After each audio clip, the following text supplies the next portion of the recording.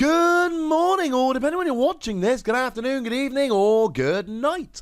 My name's Ross, and as always told, out of Voice of Radio. So today, we're going to be taking a look at Xatu.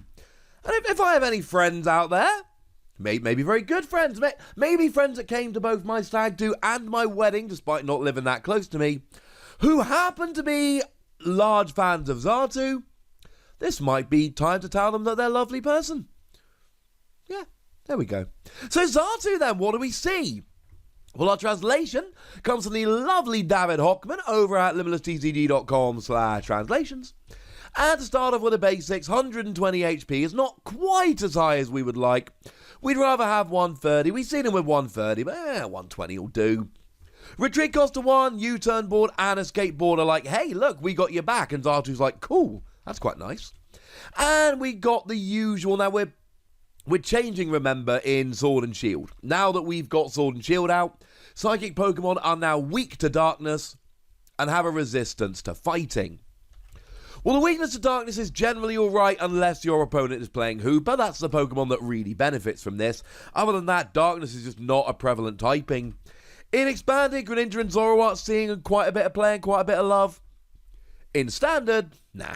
Resistance to fighting is cool, because although fighting isn't seeing a huge amount of play, Pikachu and Zekrom and Morpeko are among the best decks in the game at the moment, so that means people will start playing fighting, which means you'll have a resistance, yay, etc. But you're a Psychic Pokemon. That means Malamar to accelerate energy, except you're playing single energy attack, so maybe not. It means Spell Tag to do a bit of extra damage when you're KO'd. It means weakness on Mewtwo and Mew. Remember, pre-Sword and Shield, Psychic Pokemon are still weak to Psychic. And lots of other fun things, so yeah. Not bad basics, ladies and gentlemen, not bad basics, but what does it do? Well, the first attack, 1 colourless energy, move an energy from one of your opponent's benched Pokemon to their active Pokemon. Okay. It's alright. It's fine. It's kind of annoying, but it doesn't quite give us the freedom that we might like. Now, these moving energy around the field attacks actually do have quite a nice history of being really good. Like Smoochum. Now, Smoochum was not the best of the baby Pokemon in the Heart Gold Soul Silver era. That was Clefairy and Tyrogue and Pichu. They were like the big three. They were the ones that saw the most amount of play. But it was still here. And it was still very, very cool.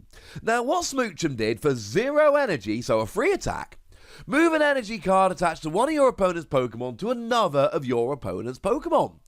It then put Smoochum asleep, but Smoochum had the Pokebody's sweet sleeping face, as did all the babies back then, actual babies. As long as Smoochum is asleep, prevent all damage done to Smoochum by attacks. This was really fun, and again, it wasn't the biggest, most widely played of the baby Pokemon, but it did see some play, it did see some love, it certainly was out and about. And essentially, what you would do here is use this to move your opponent's energy around, and then go to sleep so your opponent wasn't actually able to get a KO.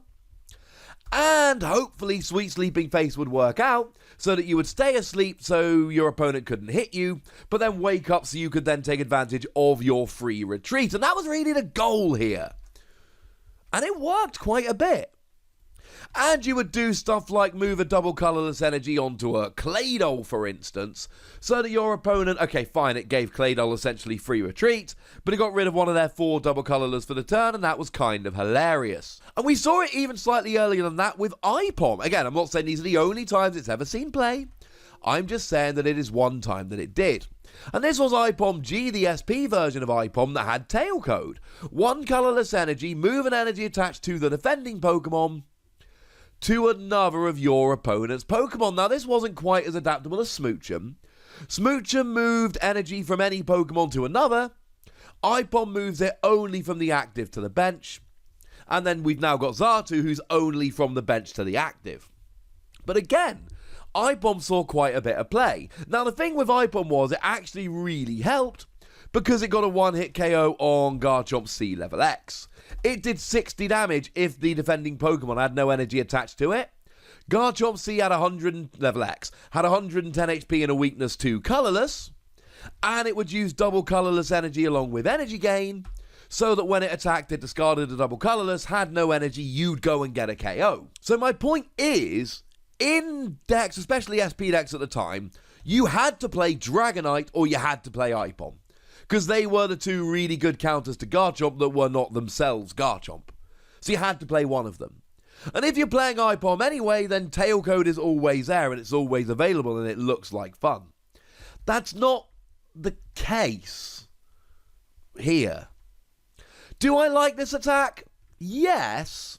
But the problem is, you're moving energy to the active, allowing them to attack. Now, hopefully, what you can do is do something like move a twin energy active. This is the one we looked at the other day, where it's a double colourless energy, unless it's attached to a Pokemon V or GX, in which case it's a single colourless energy.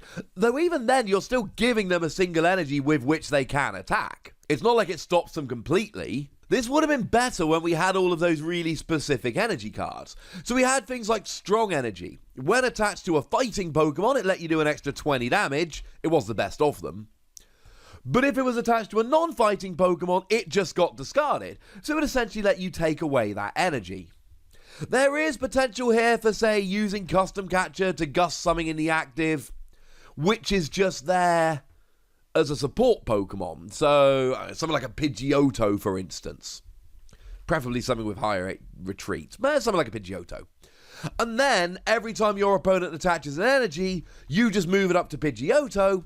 So your opponent has a whole bunch of energy on a Pidgeotto, but then again, they're just going to retreat it. And that's the thing that annoys me about this attack.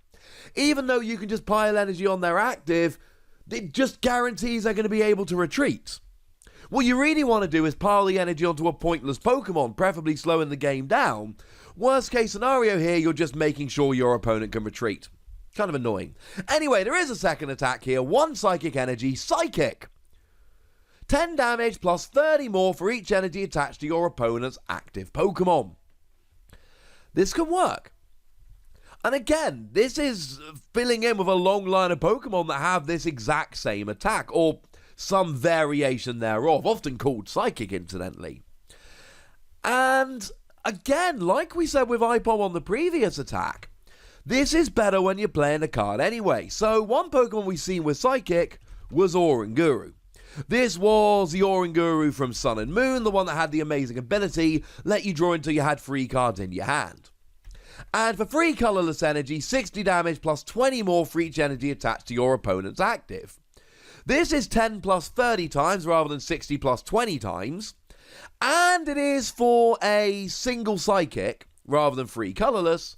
So we don't like the damage as much, but we do like the fact that we can pay it more easily. I mean, free energy on each Oranguru is doing 120, you're still only doing 100. You'll overtake, but it will take a little while. But it's a single energy. Now, if it was a basic, I'd be loving it. Because I've talked recently about Pokemon that do this kind of attack, and the one I really like is Victini V. But the reason I like Victini V, it's a basic Pokemon and it can use Welder. So you drop Victini V, use a Welder, and then attack straight away. And Victini does 30 damage for each energy attached to both active Pokemon. So if your opponent's piling energy on, Victini V's like, boom, you gone. It's great. Now, I will say that Xatu is hitting a really nice weakness on Mewtwo and Mew. Fingers crossed I don't play Jirachi. Remember, anything with a psychic weakness can play Jirachi to get rid of that weakness. That does scupper your plan somewhat. But the question is, are you ever really doing enough damage? So let's say Mewtwo and Mew have got 4 energy on, which is pretty much the most they tend to put on in most situations. Well, that's 120, plus the 10 base is 130, which means you're hitting 260. You can get a KO with either a Shrine of Punishment or a Vitality Band, but if the Pokemon you most want to try and get a one-hit KO on puts the maximum amount of energy you're expecting, and remember, especially if they know you're playing Xatu, they might just not attach 4 energy, and you still need extra help to get a one-hit KO, that makes me nervous. Xatu as a whole makes me nervous. The first attack moving energy to the active is... Again, What you're really looking to do is try and stick something in the active and then get really annoying and move their energy around to a Pokemon that can't use it. Whereas what you're actually doing here is moving all the energy over to a Pokemon that, absolute worst case scenario, can use it to retreat. Then we get the second attack here, and it's not doing enough damage. This is a fine Pokemon, but I don't think we can say any more than fine, so let's give it between 2 and 3 Wassies. We don't give half Wassies. That would be barbaric.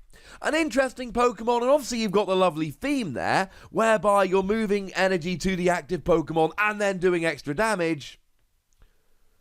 But the reality is, you're never actually going to make it work where you pile energy on their active using your first attack and then smash and KO. It's not on the cards, ladies and gentlemen. Get it? Because it's a card game. I don't know. That's what I think. I want to know what you think. Let me know in the comment section. Go nuts. Be nice. And then make sure you like this video, subscribe to this channel, follow me on Twitter at @TheWassy, and Twitch for some live action at twitch.tv/PTCGRadio. If you want to support the channel, get some bonus podcasts and all that good stuff, head on over to patreon.com/PTCGRadio, where you can do exactly that. And please do make sure you're checking out youtube.com/WassyPlays, where you can find out about a whole bunch of games that don't have Pokemon in, but are still pretty gosh darned awesome. But by far the most important thing, as always, look after yourselves till next time, would ya? Thank you very much for watching. My name's Ross, and you've been watching PTCG Radio.